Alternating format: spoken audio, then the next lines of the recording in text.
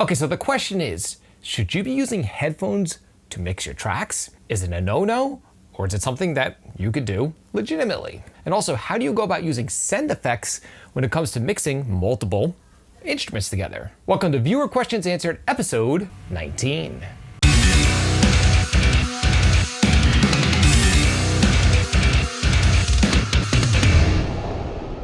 Okay, so if you're into producing and mixing, and more specifically, producing and mixing metal, and even more specifically, producing and mixing killer metal guitar tones that compete with the tones on your favorite records, I've got something I think you're gonna like. You could have direct access to my guitar production workshop training. In this free training, I talk in depth about how I go about dialing in my guitar tones from scratch, my simple approach to editing guitars, and my approach to mixing guitars. If you're interested, there's a link below to the training. You can have direct access to it for absolutely free. Okay, so without any further ado, let's dive into this excellent group of questions submitted by my subscribers. Okay, and our first question here comes from Riverwood. Hey Bobby, do you mind making a video about how to get the levels right? This is one of the things that I found most people here struggle with, myself included.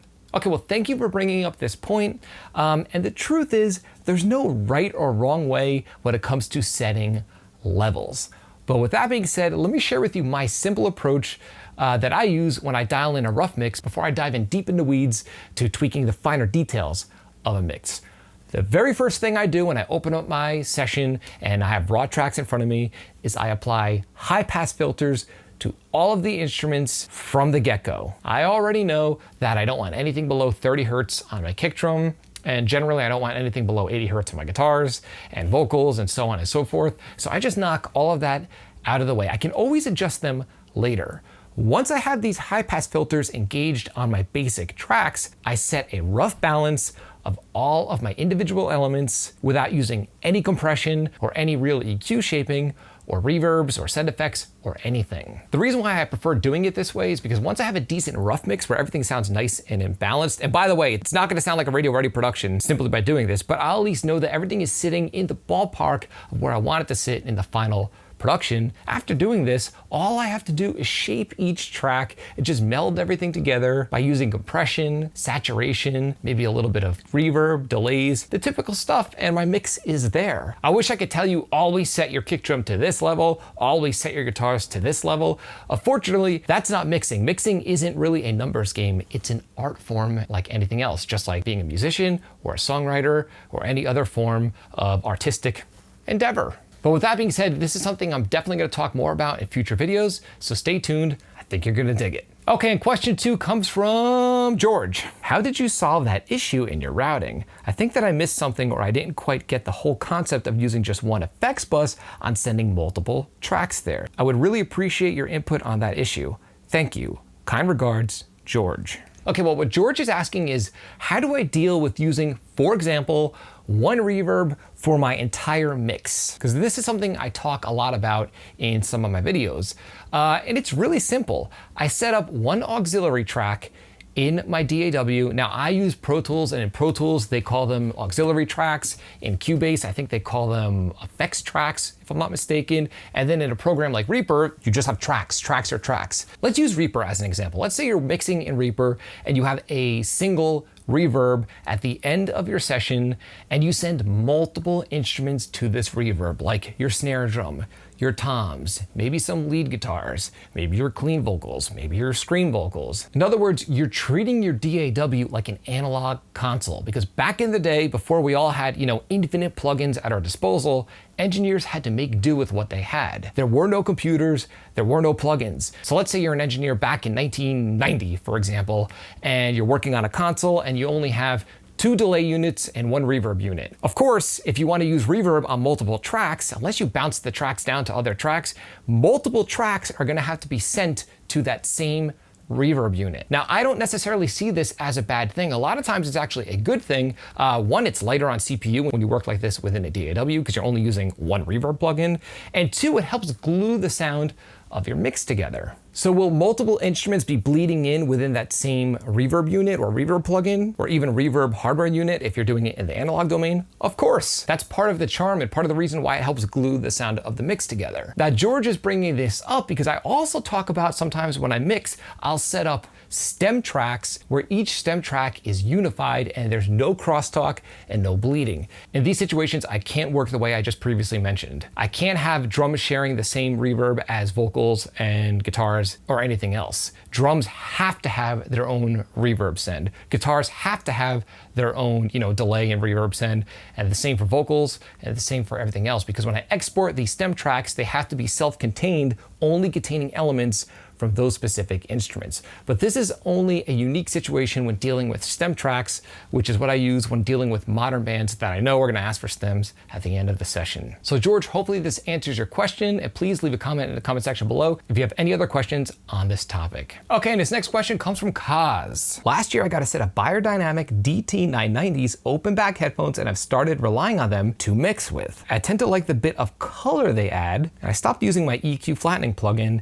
and my mixes seem to translate well to the dreaded phone/earbud test. What are your thoughts on mixing in the cans only? I put my mix up on JBL 308s, and I'm asking myself, why do I even use these anymore? Okay, well, Kaz, this is an awesome question, and I'm gonna be honest with you. There are no rules. There are people out there that try to, spout this advice saying that you have to use these monitors, you have to work in a treated room, so on and so forth. Dude, at the end of the day, it doesn't matter how you get to the final result. All that matters is the final result, and I've seen people get there all different ways. Obviously, there are engineers that work in top-notch facilities and perfectly acoustically treated spaces that won't even dream of using anything outside of NS10s.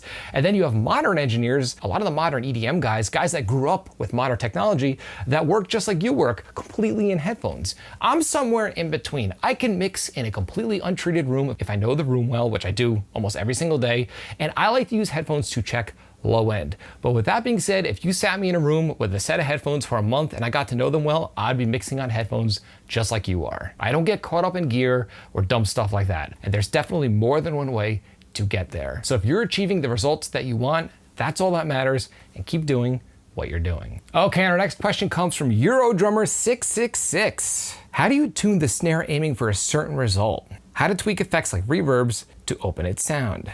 How to get more preamps on your interface to record a drum kit? Do cheap mics wear out over time? I use mainly Samson mics I'm happy with, but 2 of my Tom mics died on me. And also, how do you go about mixing unusual instruments within metal? Okay, well, dude, these are excellent questions. I'll give you kind of like the short answer for each one. So as far as tuning the snare drum live and in the session, I follow a very, very simple approach. I get it right at the source because there's no fixing a terrible sounding snare drum after the fact, unless you sample replace it, which unfortunately I have to do a lot of the time if I'm working with something that I did not record myself. The one thing I gotta say about drum tuning, more specifically snare drum tuning, is always make sure your bottom head is nice and tight and that your snares are not half falling off and rattling. A lot of times when I get these tracks in mix, I didn't record, they're all over the place, really ringy. I can tell no one made sure that each of the lugs are even remotely close to one another as far as the pitch is concerned, but definitely make sure the bottom head is tight. Obviously, you muffle the top head with moon gels if you're hearing too much ring. And there are no rules. If you want a higher pitch snare, tune it higher. If you want a thuddier, lower pitch snare, tune it lower and make sure it's muted just enough to where you're killing the ring, but not too much ring where it sounds too dead. It's all a matter of taste. As far as opening up reverbs, I don't really look at it like that. If I want reverb on my snare, I'll simply send part of the snare signal to said reverb. I don't use any complicated techniques for my reverbs on my drums. Now, as far as getting more preamps into your interface, I really like this question because nowadays we're pretty lucky. For example, in my studio, I run a Motu 8 Pre ES, which is only an 8-channel interface with 8 preamps. But the cool thing about this unit is that it has 2 additional ADAT inputs, so you can have a total of 24 inputs into the interface, which I do use. I have a second Motu, except the second interface is not an 8 Pre ES, it's just an 8 Pre that's channeled into that interface. And I also have an interface by a company called Autoria, which makes a killer interface as well, and that's patched in to ADAT 2. So I have 24 tracks that are sent to my computer if I want to have, a lot of room mics on my drum kit. And the good news is, like I said, is that most interfaces that have 8 preamps pre-built into them will more than likely have an ADAT in for, at minimum, an additional 8 channels. And to be honest with you, I didn't use any more than 16 tracks for recording drums in my entire life up until only a few months ago when I really wanted to experiment with additional room mics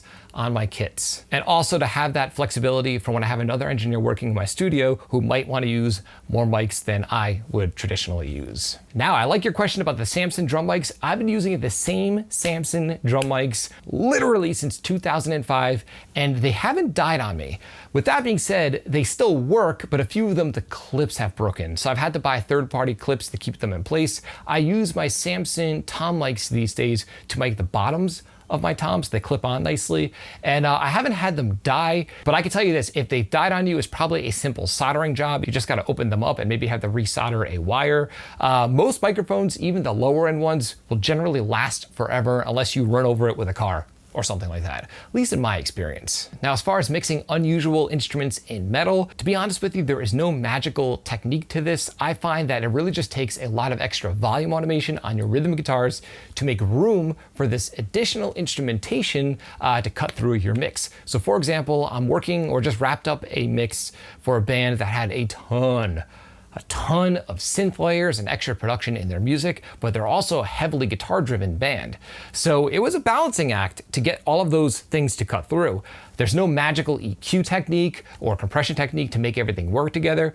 The secret is to rely on volume automation. It takes extra work, but you will end up with a really professional mix that has a lot of life breathing through it, because in these cases, you'll be playing your mix like an actual instrument, which I highly recommend. So dude, thank you for your questions. They were excellent. And I'll be covering these topics more in depth in standalone videos in the near future. So I would just like to shout out and thank everyone for submitting this excellent group of questions. Now, if you've submitted a question and I haven't gotten to it yet, just be patient. I will definitely get to it within one of the upcoming videos in this series. If you found this video helpful, like, comment, subscribe, and share. And do not forget to click the little bell icon so you can be notified every time I upload one of my weekly videos on all things Metal and Rock production. If you're interested in some Frightbox swag, got t-shirts, mugs, and a ton of other cool stuff, there's a link below to the Frightbox merch store in this video's description. And again, you could have direct access for absolutely free to my guitar production workshop training. Again, I talk about dialing in a professional guitar tone, how I edit my guitars, and how I go about mixing my guitars. There's a link below to the free training